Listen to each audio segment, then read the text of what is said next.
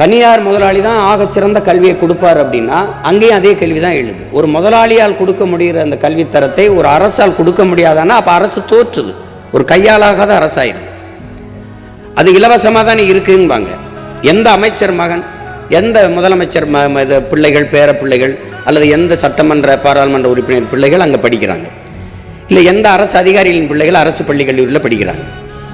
எங்கேயாவது அரிதுன்னு மாதிரிதான் யாராவது மாவட்ட ஆட்சியர் பிள்ளைகள் படிக்க வேணும்னே செய்வாங்க, சிறப்பாக செய்யணுங்கிறதுக்காக. அந்த பள்ளி கல்லூரியில் வேலை செய்கிற ஆசிரியர் பெருமக்கள், பேராசிரியர் பெருமக்கள் பிள்ளைகள் கூட அங்கே படிக்கிறது இல்லை. அதுதான் இங்கே இருக்க ரொம்ப கொடுமை. படிக்கிறது இல்லை. உண்மையாக தான். ஏன்னா தரமாக இல்லை. அந்த நிலையை மாற்றணும்னு நினைக்கிறோம்.